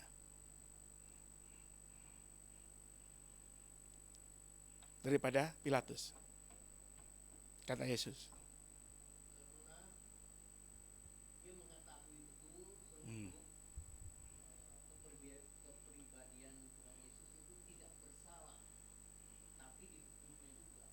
Itu siapa Pak? Pilatus apa yang Kayafas? Ya, imam besar ya. Jadi karena mereka bertindak dengan penuh kesadaran ya, dengan intensi, sekalipun tahu apa yang benar. Ya. Jadi ini saya kalau perhatikan beberapa kali Yesus bicara tentang dosa yang lebih besar itu selalu soalnya ini nih. Misalnya juga di Matius 11 ayat 22 sampai 24. Kalau kita baca Matius 11 22 sampai 24 itu Yesus kalau dibilang mengutuki kok kasar, tapi Tapi memang betul dia bilang, celakalah engkau Khorazim, celakakah engkau Betsaida ya, celakalah engkau Kapernaum, di hari penghakiman dosa Tirus dan Sidon. Tirus dan Sidon itu dua kota kafir, bukan kotanya orang Yahudi. Itu dosanya jauh lebih ringan daripada engkau. Kenapa begitu? Karena tiga kota ini, ya, Khorazim, Betsaida, Kapernaum, penduduknya harusnya tahu tentang apa yang Yesus lakukan. Ya, bahwa Yesus dia memenuhi apa yang menjadi nubuat perjanjian lama, tapi mereka menolak apa yang disampaikan oleh Yesus. Kalau kita baca konteksnya Matius 11 itu kan seperti itu. Ya. Penekanannya pada tahu tapi menolak kebenaran. Dan ini juga saya berjaga-jaga karena mungkin akan ada yang nanya. Itu juga penjelasan yang barangkali bisa kita pakai terkait ayat yang sangat terkenal dari Markus 3 ayat 29 dan Lukas 12 ayat 10. Coba kita baca deh. Markus 3 ayat 29 itu tentang dosa yang tidak terampuni. Ya. Namun siapa saja yang menghujat Roh Kudus tidak mendapat ampun selama-lamanya, melainkan bersalah karena berbuat dosa yang kekal. Dua ayat ini, dua bagian Alkitab ini, Markus 3 ayat 29, lalu Lukas 12 ayat 10, ya, coba kita lihat. Ketika Yesus mengatakan itu, baru saja Yesus itu mengusir roh jahat dari seseorang. Terus lalu malah diomongin dengan kuasa Beelzebul dia mengusir. Jadi di mata Yesus orang-orang ini tahu sebetulnya apa itu kebenaran. Tapi mereka dengan sadar, dengan intensional menolaknya. Karena itu dia katakan dosa yang tidak mendapat ampun. Istilahnya begitu. Dosa Lucifer itu piye, Pak? Sorry. Yang mana, Pak? Oh.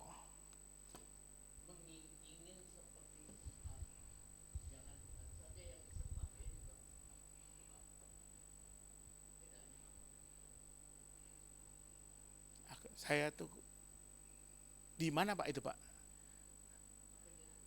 Di bagian mana di? Nah, kita mesti nyari dulu ya, itunya di mana ya. Tapi mirip dengan manusia pertama kan.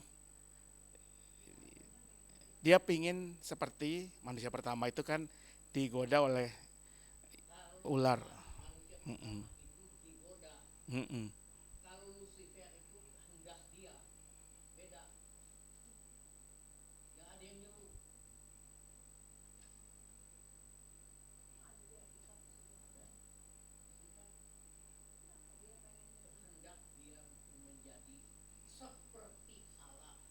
Ya udah. Nah.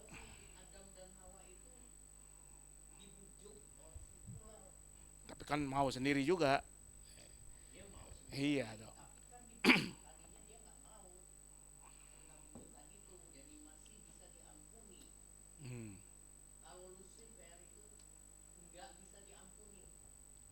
Kayak nanti saya cari ya yang Lucifer ya. Saya kok ada ragu-ragu ya tentang bagian itu ada di mana. Ya. Tapi ya, jadi poinnya kita paham ya. Tahu apa yang benar, tapi ditolak. Gitu. Sama, ini di Lukas 12, yaitu tentang hamba yang tahu tapi tidak melakukan, dan hamba yang tidak tahu dan tidak melakukan. Sama-sama tidak melakukan, tapi yang satu tahu apa yang benar, maka dia mendapat konsekuensi yang lebih berat daripada yang tidak tahu dan tidak melakukan. Jadi Yesus sudah mengajarkan murid-muridnya tentang tanggung jawab sebagai seorang murid. Ya, kalau tahu ya harusnya dilakukan. Nah, lalu di Perjanjian Baru kita lanjut aja ya. Di beberapa bagian lain dari Perjanjian Baru ada 3 paling nggak yang saya catat. Di Yohanes 5 itu membedakan dosa-dosa dalam dampaknya. Ada yang fatal secara spiritual, ada yang tidak. Dan ini cikal bakal dari di gereja Katolik itu mengenal ada yang namanya dosa mortal sin, dosa terjemahan Indonesia itu dosa berat dan dosa ringan, venial sin. Ya, dosa yang serius dan yang yang dosa biasa aja lah kira-kira gitu. Tapi saya nggak masuk ke situ karena nanti akan agak panjang bahasanya. Lalu di Roma 1, 18-32 Rasul Paulus menggambarkan dosa sebagai kerusakan yang progresif. Dari 1 dia akan menghasilkan dosa lain-lainnya sampai hati kita menjadi keras. Udah mati rasa lah gitu ya. Kayak orang kalau pertama kali melakukan dosa masih takut-takut. Pertama kali korupsi masih ketakutan. Kalau udah sampai 900 triliun ya udah gak takut lagi ya mestinya gitu kan ya. Wis kepenak katanya gitu. Ya, kabur. Ibrani 10, 26-29 mengajarkan bahwa kalau kita secara sengaja tetap bahwa kita ini gimana sih saya nulisnya? Kalau kita secara sengaja tetap berdosa sekalipun telah mengenal kebenaran, maka akan mendatangkan hukuman yang lebih berat. Sama lah dengan apa yang Tuhan Yesus katakan ya. Ini kan surat kepada orang-orang Ibrani, orang-orang Kristen Yahudi. Jadi memang tone-nya hampir sama. Nah, kalau diringkas dari apa yang disampaikan oleh Alkitab, bahwa dosa itu berat ringannya bisa dilihat dari intensitasnya. Ya, intensitas itu artinya tadi sengaja memang dia lakukan apa enggak. Kalau yang nggak sengaja itu ya tadi ya lalai, apa tadi Pak? Kilaf ya. Kilaf. Tapi kalau yang berat ya memang dia melawan, dia memberontak. Lalu dari pengetahuannya ada yang terjadi karena pemahaman yang memang terbatas. Nggak tahu ya. Tapi ada juga yang dengan pemahaman yang sudah relatif penuh, mengerti benar, tetap melakukan, nah itu dosa berat. Dan tadi seperti para imam ya, ahli Taurat dan Farisi. Dari segi konsekuensinya ada dosa yang cukup membutuhkan disiplin, dikoreksi, tapi ada juga yang menghasilkan kematian spiritual, penghakiman. Jadi yang memang membuat ya lama-lama dia makin jauh dari Tuhan. Contoh-contohnya ya, ini beberapa contoh aja. Ketidaksabaran, pengabaian ya. Kalau yang berat pembunuhan, idolatri itu apa ya bahasa Indonesianya? Saya penyembahan berhala ya, cuman gak enak banget ya. 2 kata gitu kan. Idolatri itu kan 1 kata ya. Pengkhianatan. Nah, hasilnya ada yang bisa disembuhkan dengan lebih mudah, ada yang membutuhkan pertobatan yang mendalam, kadang perlu konsekuensi dari komunitas. Jadi, Alkitab memperlihatkan adanya gradasi moral. Gradasi itu perbedaan ya. Kayak kalau warna merah dari yang gelap agak lebih terang sampai tingkat ya. Ya bisa juga tingkat ya. Pokoknya begitulah ya gradasi. Tidak semua dosa setara dalam gravitinya. Gravitinya apa ya Jen terjemahnya ya? Beratannya gitu ya. Ya. Dan konsekuensinya sekalipun semua berasal dari masalah yang sama. Keterpisahan dari Allah. Karenanya semua dosa setara dalam jenisnya, tapi tidak dalam degree-nya. Ya. Tuhan Yesus misalnya dia pernah mengatakan bahwa menghakimi atau apa itu sama dengan tidak kalah beratnya dengan membunuh misalnya. Ya, jadi tidak selalu dari wujudnya, tapi dari apa yang dilakukan. Dia bisa punya tingkatan yang berat juga. Nah, jadi Simpulan kita sampai saat ini, dosa besar atau kecil, keduanya memperlihatkan kejatuhan manusia di hadapan kekudusan Allah. Tidak ada manusia yang lebih mulia dibanding sesamanya, ya. Nggak ada orang yang lebih mulia dibanding orang lain. Semua sama di hadapan Tuhan. Jangan mudah menghakimi. Namun dalam keadilan dan belas kasihannya Allah menilai dengan bijaksana setiap tadi gradasi dosa kita, intensi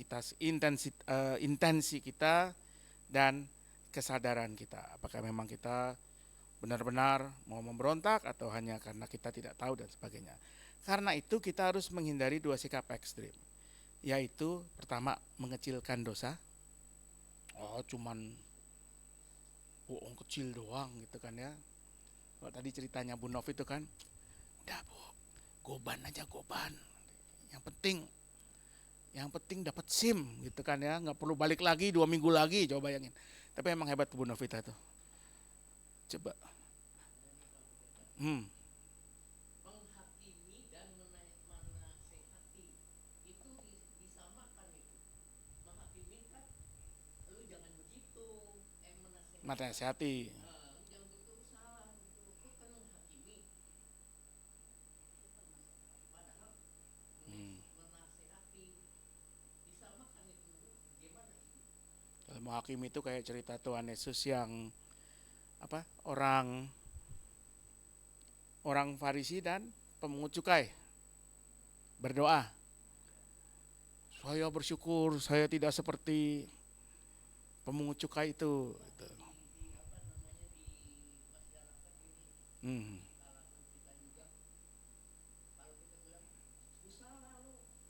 Jangan begitu, mestinya begini-gini, itu menghakimi, jangan menghakimi orang. Lihatlah dirimu sendiri. Padahal kita menasehati, Ya, disamakan dengan menghakimi. ya itu menurut saya bijak-bijaknya kita sih. Benar nggak kita memang niatnya mau menasehati supaya jadi kalau saya poinnya gini, bukan poinnya ya.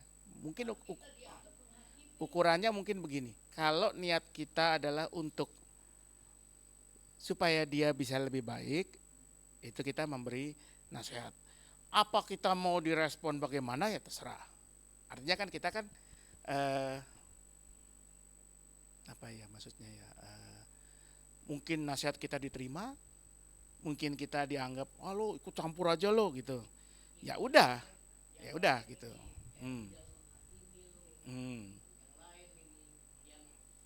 Menilai nggak apa-apa. Ya, kalau niat kita memang mau menasihati, mau supaya kebaikan dia, biarpun orang merespon kita secara jelek, ya udah Pak. Tapi kalau kita enggak, gua mau, kita jadi kita sendiri yang jadi. Iya, betul. Menghakimi. Ya, kadang-kadang memang setipis kulit salak. Betul.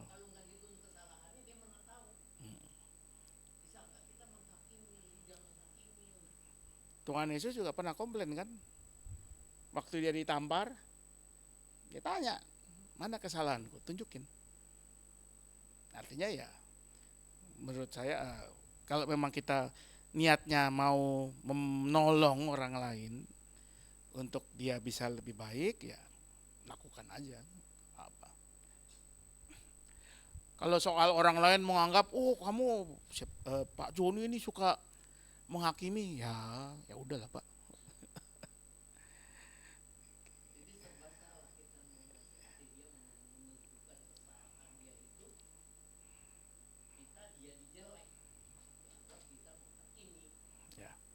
Ya Tuhan Yesus juga lakukan itu kan, dan dia juga ya sudahlah gitu.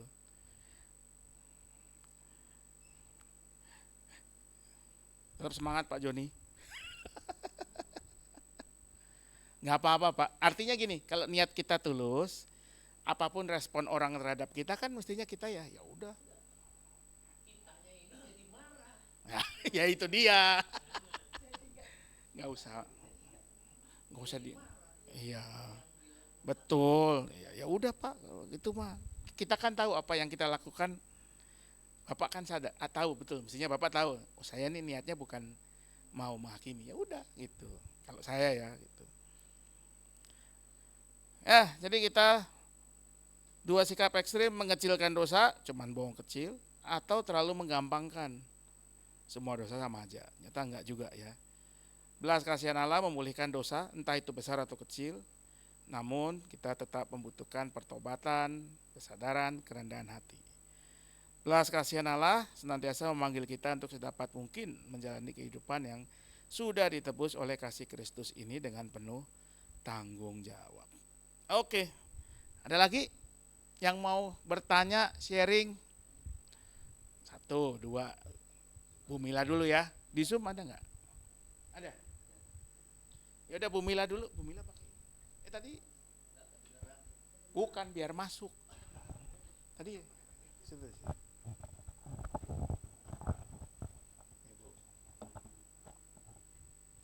Di dalam Kristen ada 2 jenis utama dosa. Dosa awal atau dosa warisan. Tema baru ini.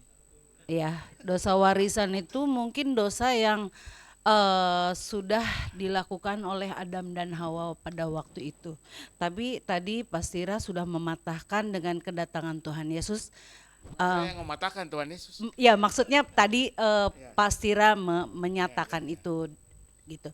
Lalu saya berpikir sudahlah itu tidak jadi pertanyaan saya.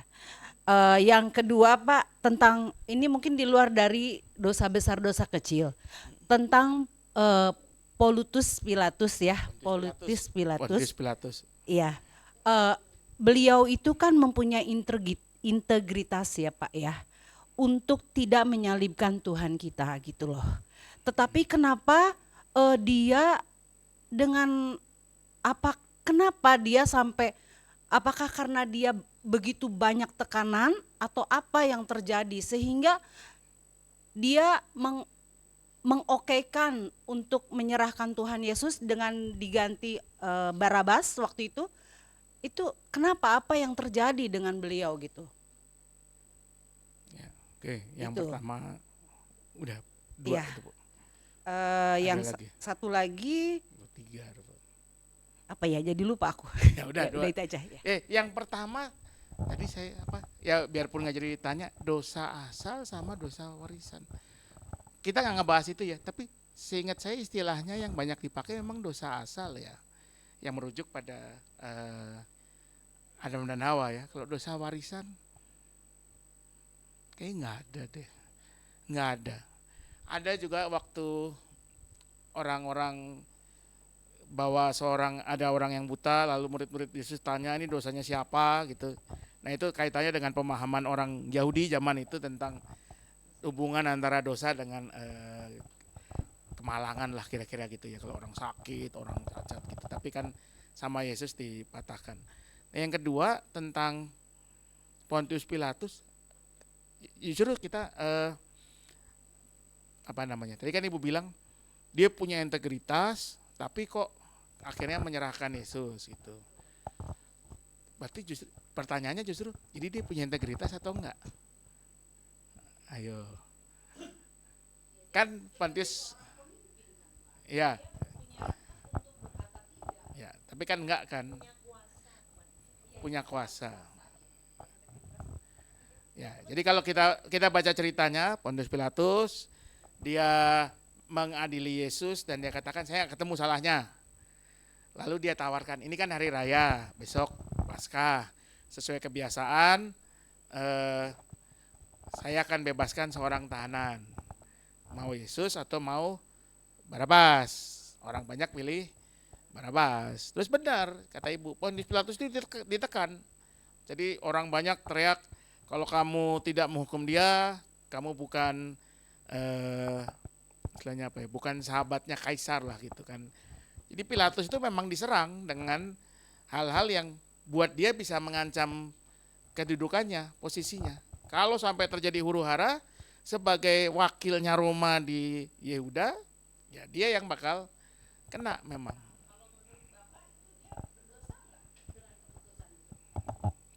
buat kita ya itu dosa ya, karena dia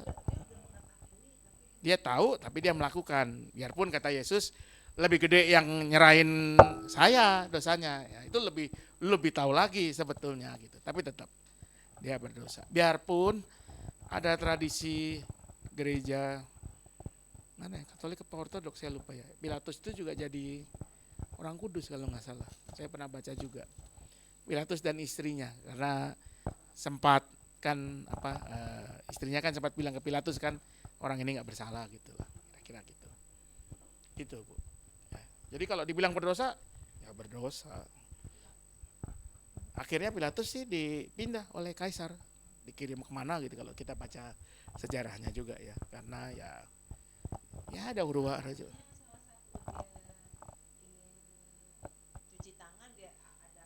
Ya kan dia bilang kan dia cuci tangan. Ini bukan salah gue nih, bukan kemauan. Padahal kan dia yang bisa, karena yang bisa menjatuhkan hukuman mati cuma dia, gitu. Majelis Yahudi, Sanhedrin nggak bisa. Saya kesini dulu ya sebelum ke Pak Joni. Kalau Ananias dan Safira dosa besar karena akibatnya langsung mati. Nah, Ananias Safira itu kan ceritanya dia di zamannya orang-orang itu jual tanah dikasih ke rasul-rasul. Si Ananias dia jual, dia ngakunya X padahal ada sebagian yang dia keep sendiri. Jadi poinnya kan lebih ke soal bohong. Dosa besar nggak ya? Kalau kita ngomong soal trust, tadi kan dosa besar itu kan yang biasa dihubungkan dengan dosa besar itu kan yang berkaitan dengan trust, relasi. Ya jelas dia, karena dia menyalahgunakan, dia melanggar trust itu ya dengan berbohong itu. Ya, jadi hati-hati kalau mau ini. Nani nanya, dosa besar apakah sama dengan dosa yang tidak diampuni? Nah, saya udah jelaskan tadi ya, yang Matius 12:31 ya, dosa yang menghujat Roh Kudus itu karena konteksnya orang-orang yang ada saat Yesus itu baru saja menyembuhkan seorang yang kerasukan roh jahat, tapi dia malah dituduh menggunakan kuasa Beelzebul, penghulu setan, gitu ya. Lalu tahu tapi menolak kebenaran. Jadi itu konteksnya ya. Jawabannya itu tadi. Dosa besar kalau dipakai patokannya ini. Pak Joni. Ya, boleh. Udah ingat sekarang ya. Nah, Pak Joni. Ya, hampir sama seperti yang Safira tadi. Ananias ya. Ini saya mau tanya, kalau dosa berbohong tapi mendatangkan keselamatan. Nah, keselamatan. Ya, mestinya dia mati, nggak mati, itu kan selamat. Jadi begini ceritanya, ada bukannya cerita ini ya, kisah nyata ya. Kalau diuraikan panjang tentu. Ini seorang mama udah tua, dia sangat sayang pada anaknya yang bontot ini, dan anaknya pun sangat sayang kepada mamanya. Si mama ini sering sekali keluar masuk dokter spesialis, dan dokter sudah bilang si mama ini sakit jantung hebat, lemah jantung gitu ya. Sakitnya lemah jantung, bukannya salurannya mampet, bukan, lemah jantung. Jangan sampai dia kaget katanya. Sudah dikasih peringatan wanti-wanti sama si dokter ini. Satu ketika si anak ini tabrakan lalu meninggal. Anak yang paling disayang, anaknya sih bukannya satu, ada 4. Ini anak yang keempat ini meninggal. Saudara-saudaranya pada bingung. Itu kasih tahu nggak? Kalau kasih tahu out nih, ya. Dokter sudah bilang jangan sampai dia kaget katanya. Jadi dipilihlah dosa bohong itu, sehingga Ya memang kelamaan juga dia dikasih tahu juga, tapi dengan pelan, nggak kaget, nggak shock begitu. Dan si ibu ini pun dapat menerimanya. Tapi kalau waktu itu dikasih tahu, wah out udah. Karena si dokter sudah bilang jangan sampai dia kaget. Begitu. Itu bagaimana Pak Pendeta? Ini mirip dengan pertanyaannya Bu Teli nih ya. Bagaimana dengan berbohong untuk kebaikan? Biasanya ortu terhadap anak. Mirip ya, cuman kebalik aja. Iya. 11-12 lah ya. Kalau saya sih pilih ya dosa bohong aja dah. Ya. Jadi- Nanti urusannya bagaimana sama Tuhan. Jadi ini kita balik lagi. Ini ya, kita karena kali ini kita PA dengan apa yang istilahnya apa ya? Apa yang kita temukan dari mendalami Alkitab. Kita lihat nih tadi nih ya. Kalau dosa ringan, dosa berat atau tadi apa? Dosa besar, dosa kecil ya, apapun istilahnya. Ada satu poin yang kita temukan dalam Alkitab, itu yang namanya intensi. Intensi itu tujuannya. Tujuan dari kita lakukan itu. Memang kita ini punya niat jahat, mau memberontak, atau karena tadi ya kalau contohnya kan sebetulnya contohnya lebih negatif ya. Karena kita nggak tahu, karena kita lalai, kilaf yang benar ya. Tahu tidak hilaf, Iya tahu. sadar. Ini sadar. Eh. Tapi intensinya kan bukan dalam rangka apa istilahnya ya. Kalau kita bandingkan tadi misalnya ini dalam rangka kita mau menjaga apa relasi ini relasional yang baik. Bukan karena kita mau merusak, sebetulnya itu. Dosa enggak? Tetap dosa. Kalau buat saya dosa ya dosa. Tapi dosa yang kita lakukan dengan sadar karena kita punya intensi yang Baik. baik, gitu ya. Orang suka pakai istilah apa sih? Bohong putih atau apa? Boleh nggak? Ya namanya bohong, bohong ya bohong, gitu kan ya. Cuman saya pikir memang dalam Alkitab intensi itu penting. Kan Tuhan Yesus juga katakan kan, Bapamu di sorga melihat apa yang ada di dalam gitu kan. Waktu kamu ngasih persembahan kah atau apa, tujuannya apa gitu. Oh kami mau menjaga kehidupan orang yang kami kasih ini gitu. Nanti juga akan dikasih tahu kan pada waktunya. Jadi ya kalau kita pakai patokan ini menurut saya dia masuk dosa ringan. Yang tentu kita harus minta ampun pada Tuhan, tapi saya yakin Tuhan mengerti. Gitu. Oh pasti, Iya. itu pasti. Tapi bohong kan? Ya, Bohong. ya udah. Itu kalau cerita, aduh saya tadi kepikiran apa ya? Cuman ini saya minta pikiran sesama manusia ini. Iya.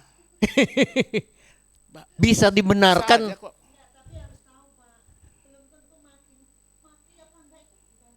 Iya, itu. Iya.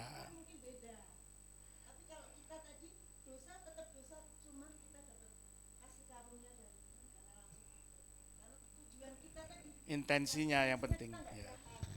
Soal mati atau hidup itu urusan Tuhan. Gitu.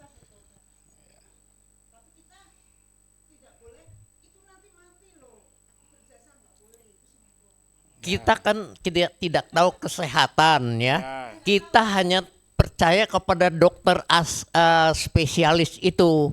Dia bilang ibu ini jangan sampai kaget. Itu saja. Ya. Jadi Nah. jelaskan pertanyaannya tadi, dosa enggak? Dosa. Tapi kalau dari kita pakai ukuran ini yang kita dapat dari pengamatan kita di itu, dia bisa dosa ringan yang intensinya bukan untuk hal yang buruk, bukan untuk merusak. Tuhan kita minta pengampunan dari Tuhan ya. Jadi kita sebagai manusia ya tidak mau spekulasi lah gitu ya. Ya bagaimana nanti saja. Ya kepada Tuhan ya. Nah, ya, udah pindah dulu. Bu Mila. Iya, Bu Mila. Dengan PA sekarang ini ya Pak, saya sangat-sangat berharap untuk saya pribadi ya tidak mudah melakukan dosa gitu ya. Yang mau jadi pertanyaan saya, bila kita menjalankan atau ngikutin kehendak Tuhan, tetapi terkadang kita masih jatuh di dalam dosa. Lalu usia kita dipanggil gitu. Nah, apakah kita layak masuk ke sorga gitu loh Pak? Dengan keberadaan seperti itu. Soal lain ini masuk surga. Ini Iya. PA yang Iya, baru lagi iya, nih, PA yang maksudnya baru. Tapi gini, PA baru itu. Enggak, tapi gini. I see. Tapi Iya, iya. tapi kalau sederhana ya, saya singkatnya aja kali ya. Yang saya yakini soal masuk surga atau enggak itu bukan urusan saya. Itu saya meyakini soal wewenang Tuhan, karunia Tuhan. Tugas saya adalah melakukan apa yang Tuhan percayakan di dunia ini sebaik yang saya bisa. Bahwa nanti dalam perjalanannya pastilah ada yang nggak sempurna. Jadi pendeta juga banyak salahnya. Ya, saya yakin Tuhan kalaupun nanti ada, kalau kita baca di Alkitab kan sebenarnya ada yang namanya hari penghakiman itu ya. Ada kan di Alkitab kan. Yang dihakimi ya kita meyakini Tuhan itu adil, tapi juga Tuhan itu punya yang namanya belas kasihan, mercy, kasih anugerah yang melampaui yang kita bisa bayangkan, kira-kira gitulah. Jadi kalau saya sih malah nggak terlalu apa ya, sepanjang kita sudah berusaha sebaik mungkin tadi soal intensinya ya, bukan karena saya mau apa mengejar yang saya mau doang atau apa. Tapi kalau dalam melakukan apa yang dipercayakan ke saya melakukan kesalahan ya bisa terjadi. Gitu. Tolong pakai itu biar. Kalau di agama-agama tertentu kan ada banyak gara-gara nggak ingin berdosa dia menarik diri dari kehidupan. Jadi misalnya dia pergi ke satu tempat, dia melakukan bukan Itu dosa lain bukan lagi. bunuh diri, tapi bukan meditasi juga. Bertapa. Tapi dia jadi di lingkup kecil yang supaya dia tidak terlalu banyak mungkin ya tidak melakukan banyak dosa. Menurut mereka itu dia. Tapi saya pikir ya mereka juga, saya pikir bisa juga karena tidak tergoda dengan hal-hal yang itu, ya kan, dia menarik diri ke daerah sepi yang nggak ada orangnya, mungkin banyak orang saya lihat dia saya mau pindah ke inilah lebih menenangkan hati gitu atau gimana lah. Jadi saya pikir dengan ini kalau saya sih semakin jelas ya apa yang harus kita lakukan sebagai anak-anak Tuhan, walaupun agak susah juga sih kehidupan untuk melakukannya, tapi ya paling tidak terbukalah sedikit apa yang akan terjadi. Ya tapi kalau tadi enggak nih saya komentari aja ya, soal yang pergi ke tempat yang sepi supaya tidak berdosa, kan Tuhan itu kata Tuhan Yesus, kita ini kan garam dan terang dunia. Harusnya kita ada di tengah dunia. Ya mau rame banget atau enggak, tapi pokoknya kayak misalnya nih ada orang, udahlah saya nggak mau bikin dosa, saya mau di kamar di rumah aja gitu, nggak peduli lah orang lain, yang penting saya tidak berdosa, saya banyak berdoa kepada Tuhan. Ya dia tidak jadi berkat buat orang lain, paling nggak yang ya nggak tahu sih sebetulnya persisnya gimana, tapi ya Iya. begitu. Kalau di iman kita itu keselamatan itu komunal, bukan perorangan. Jadi harus ke gereja. Karena gereja itu tubuh Kristus. Kita mau menyatu dengan kepalanya harus di gereja. Jadi nggak bisa sendiri-sendiri bertapa terus dia pikir selamat, nggak bisa. Kalau iman kita itu komunal. Itu harus ngerti dulu.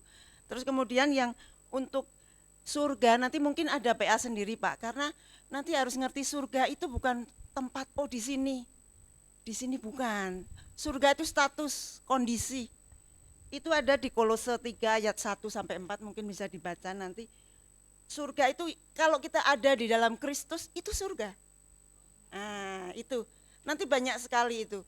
Itu Yohanes ada, di Kolose ada, banyak. Jadi bukan tempat di sana. Kalau kita misalnya di rumah Bapa berarti rumah sama Bapa besar mana? Kalau orang punya rumah berarti besar rumahnya. Nah, itu berarti sudah pemahaman beda, itu kan hanya bayangan, kiasan ya. Jadi kita harus tahu surga itu bukan tempat. Nah, itu dulu kita pemahamannya, nanti mungkin PA lain, Pak. Jadi itu status kita. Kalau nah itu Firdaus, Bu. Itu tempat bukan surga, ini kan surga tadi. Itu kan cerita. Kalau Firdaus nanti itu ada ceritanya Tuhan Yesus loh, Ibu. Iya.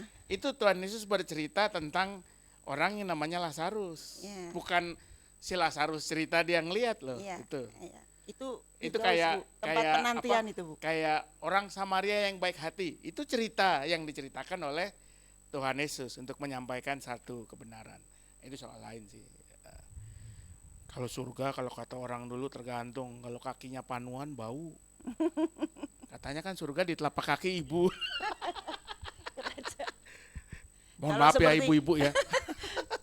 Seperti kerajaan Allah, kita harus Ya, memahami apa itu kerajaan itu berarti kan Tuhan kerajaan di bumi dan di surga. Artinya kerajaan Allah itu apa? Ya. Kerajaan berarti kita diperintah. Nah, kita ikut pemerintahan Tuhan. Nah, itu kita dalam kerajaan. Itu luas, Bu. Pokoknya iman Kristen itu indah kalau kita pelajari. Wah, Soalnya lagu sekolah minggunya itu sih Bu, aku anak raja, kok kebayangnya anak raja doang. Saya rasa cukup ya Bapak Ibu. Terima kasih semua juga untuk yang di Zoom. terima kasih, terberkati semua Ibu ini. Erni sudah live. Ibu Nani kenapa putus-putus terus tempat saya? Ya mohon maaf, saya nggak bisa menjawab kenapa putus-putus di tempat Ibu Nani. Ya. Ya, kita akan tutup karena kayaknya Ibu Jenny anaknya tadi sudah agak nge-fly jadi harus dihantar pulang. Ya, jangan tutup dulu, kita berdoa dulu ya Bapak Ibu. Ya, kita berdoa. Bapak Surgawi, kami bersyukur lewat apa yang kami boleh pelajari dari firman-Mu, kami boleh tahu sedikit tentang apa itu dosa. Bahwa dosa adalah ketika kami jauh dari-Mu, ketika kami tidak setia, ketika kami melakukan atau ketika kami tidak bisa memegang janji atau kesetiaan pada perjanjian Engkau dengan umat-Mu. Tapi Engkau sudah memberi satu teladan, Engkau yang lebih dulu hadir dalam Yesus Kristus yang memberikan kepada kami kesempatan, kekuatan, kemampuan untuk belajar makin baik setiap hari. Sekalipun kami masih bisa melakukan perbuatan-perbuatan dosa, tapi kami juga dipanggil untuk hidup dalam pertobatan setiap hari. Dalam kerendahan hati, dalam kesetiaan untuk mau bertumbuh dalam Tuhan, bertumbuh dalam persekutuan di antara kami sebagai anak-anak-Mu. Kami mau berdoa untuk setiap kami yang mengikuti PA ini, baik yang ada di ruangan ini maupun di ruang Zoom. Kami bersyukur juga untuk teman-teman yang membantu kelancarannya, biar semuanya boleh beristirahat malam hari ini hanya dengan berkat kasih dari Tuhan saja. Kami akan menutup PA ini, tapi kami masih rindu untuk terus belajar, makin mengenal kehendak-Mu, makin mendalami firman-Mu. Dalam nama Yesus Kristus, kami memohon. Amin. Baik, kita foto Bapak Ibu yang di Zoom boleh buka kameranya, akan difoto bareng. Kita kesini aja ya. Ya, yuk. Ada Pak Thomas, ada Ibu Tea, Ibu Herlina, Sekretariat GI, GKI, GI. Ayo kita di sini, Bapak Ibu. Minta tolong Revi ya. Ayo Bu Eni, Bu Eni. Pak Joni, situ Pak Joni, Bu Eni sebelah situ. Oh, nutupi. Nah, oh ada Pak Thomas. Ya. Ya. Di tempatku juga putus-putus terus dari tadi. Oh, Ya. Bu Tea. Ya, mohon maaf kalau putus-putus, nanti dicek lagi deh. Ya, oh sama nih. Oh, rupanya pada jelek koneksinya. Oke, nanti kita cek. Wah, apa hubungannya sampai hujan? Oh, emang pakainya mentari kalau hujan jadi jelek koneksinya. Kagak. Ya, Makasih Pendeta selamat Firman. malam Bapak Makasih Ibu di Jenny, Zoom. Terima teman-teman kasih Pak semuanya. Stira, terima kasih Ya, semuanya. thank you. Makasih, Tuhan berkati. Selamat malam, izin live.